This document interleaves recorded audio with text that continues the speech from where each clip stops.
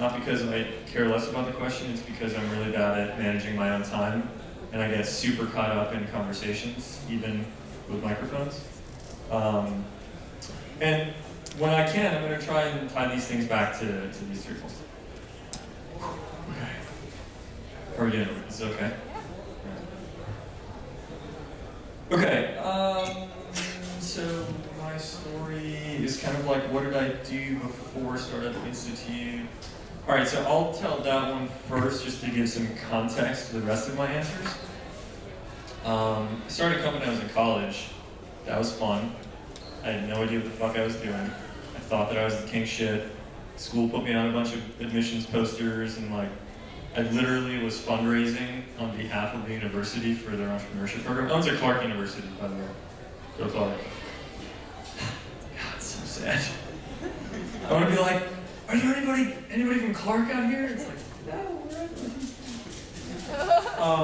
all right, so I started a company when I was at Clark, sort of in the education space, which was kind of cool because that came back later in life. I was also so I ran the entrepreneurship organization at Clark, created it, ran it, and I met a business partner there. We started this company. I also met this guy named George Gendron, who was the, I guess, kind of faculty advisor to the entrepreneurship program, which was awesome. George wasn't an academic. George hates academics. He's like, I'm being brought into Clark to build something that's tied directly to the industry. It's tied directly to the practical world outside of academia. Which, by the way, is very much my stance. I have a really strong opinion about kind of what is taught at most undergraduate colleges. So if you want to debate education, we're not going to do it now, but I'm happy to do it later. And if you want to debate government, we're definitely not going to do it now, and I probably don't want to do it later. So I built this company. I actually raised money from my aunt, who had just gone through a divorce, and she had all this money, and I had no clue that there were things like accredited investor categories, and there are levels of net worth that people have to obtain in order for them to become an accredited investor. And if you take money from a non-accredited investor, technically you're liable to pay that person back plus damages, yada, yada, yada. I had no fucking idea. I was 20 years old. I didn't give a shit. I was like, yeah, whatever, Auntie Kathy, this is a great business. We're going to return you like $10 million. I'm going to retire by the time I'm 29.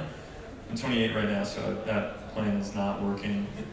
I was totally convinced that this business was just the best, and it was going to absolutely change every moment of my life. I was going to become rich, and it was awesome, and I was going to retire. Totally wrong about most of that. It was absolutely true that it changed my life, but it was not for the reasons that I thought. So my co-founder basically went missing for 2 weeks, not missing in a dangerous way, but like not returning my calls, not emailing, not showing up to class, not being anywhere. I got this email, he never graduated actually, I got this email from him. It was like, hey dude, so I want to let you know that I've moved to California and I'm probably not coming back, so, you know, I'm going to be out of the business and you should figure out what to do. So huge falling out with this guy.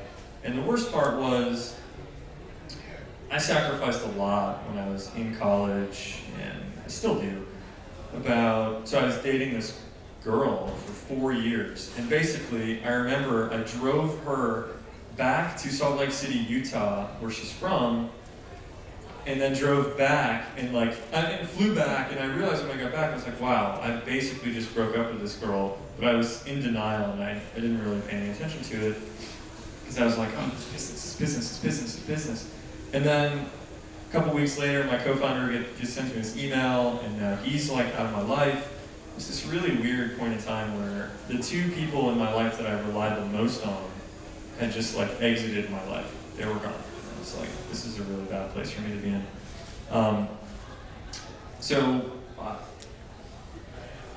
Okay, I'll get more positive.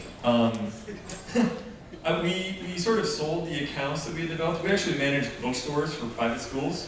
So we managed the bookstores for like Choate Rosemary Hall and Williston Northampton and Miss Porter's School and Sidwell Friends School in DC, and like all these like boarding school. It was awesome. So we sold these accounts over to this other company. And again, I was like, yeah, we're the king shit, and really depressed because I have nobody else in my life. My family life is a little bit weird also.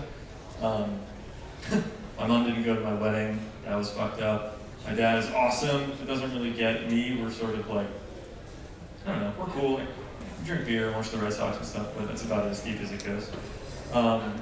Which is tough.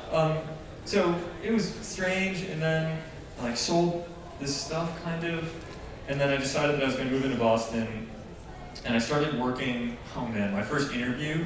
See, this is what I'm saying. I like go through a bunch of this stuff for a really long time.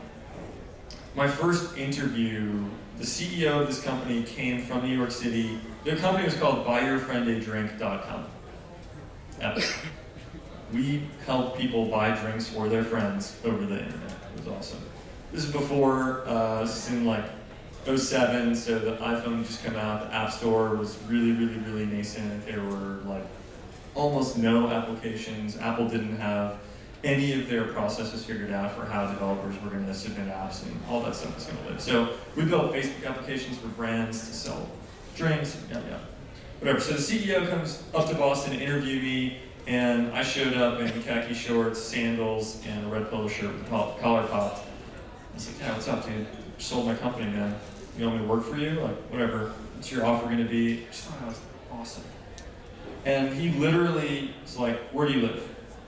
Well, right now I'm living in Worcester. Why? It's like, get yourself in your car, get the fuck back to your house, change, and come back and actually meet with me like you give a shit.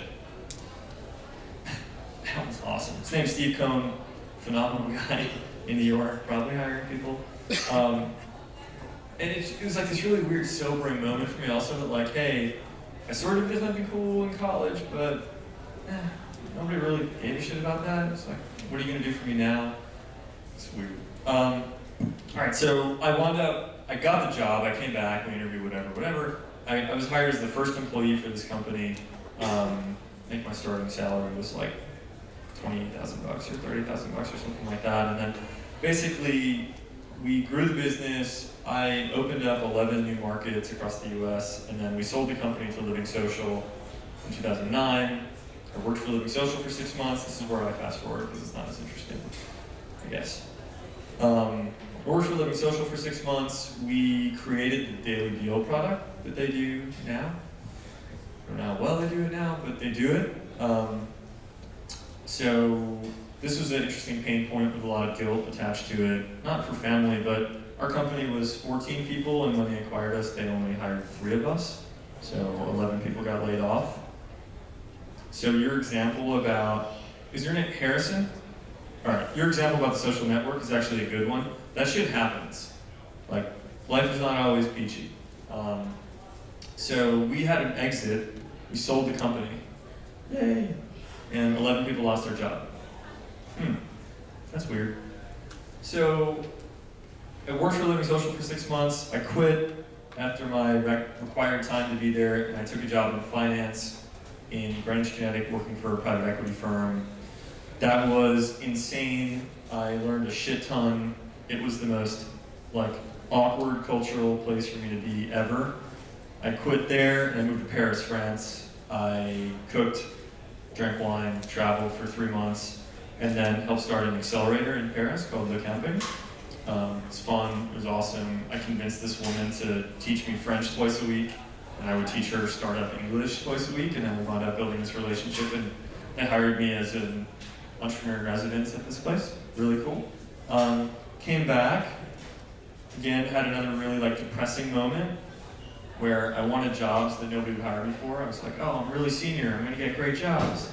And everybody said, you're really junior, we're gonna give you these entry-level jobs because you were just living in France for a year, so what the fuck are you doing? So, 3 months living in a basement with my now wife, cool. She was my fiance. Sorry. God, I gotta talk faster. And, okay, what do we do? I started working for Techstars. I met this woman named Katie Ray, who's the managing director of Techstars. And for anybody who's not met Katie, you have to try and figure out a way to meet Katie. She is the most epic human being on earth, an unbelievable leader, but so humble and so warm and like so welcoming. It's insane. So I work for Techstars here in Boston. Does everybody know what Techstars is? No. Okay. If anybody is currently starting a company or has started a company in the past, Techstars is probably something for you to look at. It's a great alternative for somebody who's raising, what did you say, $200,000? Who said, how do you raise $200,000? You can't ask questions of me. Okay, cool. So you're like, how do I raise $200,000? What the fuck am I doing? Okay, so one alternative there is to join an accelerator or apply for an accelerator, right? One that will actually provide you some meaningful capital and also a network for you to grow your business. So Techstars is a venture accelerator. They, I don't know, admit, what, less than 1% of the people that apply, yada yada. It's just fucking awesome. If you're actually building a business and you're very serious about it right now, they're definitely the best option for you. I have more to say about raising angel money, but short story, prove to people that you know have a checkbook that you're making progress with your business and ask them for lots of advice. Inevitably, the more advice you ask them for and the more you prove that you're making progress, if they invest, they will invest in you. But the only way to do that is to show them that you're making progress. Because they're betting on you, they don't care about your company, they don't care about your technology, they don't care about the market conditions, they care about you as a leader and the ability to execute under any condition. So if you show people that you're making progress and they invest, they're gonna write a check to you. By the way, I'll add my email up here. I'm happy to like dig in or jump on Google Hangouts or Skype or whatever, because we're not gonna get through everything. All right, so I worked for Techstars for about a year as kind of this special projects person. It was really fun. It was like 007 style. And we started, well, logos not there. We started the Startup Institute here for one specific reason. Every single startup company in Boston is absolutely craving. I mean, like, craving's an understatement. They are they absolutely need you. Every one of you. People who are motivated, people who like to learn, people who seek the truth, they want you to work for them. But they have no idea how to reach you, they don't know where you work, they don't know where you live, they don't know where you are online, and they also don't know how to train you. Because there's a skills gap, right? You're undergrad, most of you, and they need somebody who can actually do something, and if you can, but also there's a skills gap. So they don't know how to train you. And then on the other side of this equation is people like you, people all over the world, people in Boston, every major city, and tucked away in weird suburbs, who are just, you know, dying at the opportunity to do something meaningful with their life. Like, I'm in this generation where I need to do something I care about, I need to do something meaningful, and god damn it, I should have fun doing it. So, most of the time that can be one of those startups, and most of the time those people are the ones, like, there's this obvious connection between these two sort of levels of demand, and there's just a massive gap in between it. I'll get to your question about how college students can join startups, but that's why I started the company. That's my story. Wow. Does that explain it? Okay. All right. So I'm going to answer some quick ones. Net worth. I'm going to answer this for you, and then I'm going to explain my answer. So I'm pretty sure my net worth is negative, and that's okay. I mean, I think, like, I earn very little money. I'm the lowest paid person in our company. Hopefully that changes soon, but not making a lot of money. I put a lot of stuff on credit cards for a long time. I'm probably like neutral. I might have a net worth of like $1,000 or something like that. And I have no clue how much our company's worth. That's a completely different ballgame that I don't know. Number one, I don't know if it's appropriate to calculate publicly, and I don't know that I'd even know how to calculate it in a way that I feel comfortable sharing. And that's probably the case for a lot of people. My comment for you about asking someone's net worth, I would challenge you to think about why that matters to you. and think about, okay, well, once you know that, what are you going to do with that data? What are you going to do with that information? You're going to ask me to invest? Are you going to ask me to support a charity? Are you going to just be like, oh, cool? It's a really personal question. I think a lot of people would just ignore it. Or some people on the other side of the spectrum would be like, yeah, I'm worth $40 billion, and screw you. I just ask you why that's important to you. And think about that, and think about whether or not that's an important question for you to ask sort of in your daily world. You look like you have to say something. We're running out of time? Holy shit. But if you have time, would you want to hang around and answer some questions? Yeah, I can stay for like 15 minutes. My wife's going to be outside in 15 minutes picking me up. We're going to dinner. But anybody who wants to stay, feel free to stay. By the way, I will absolutely not be offended if you get up and go.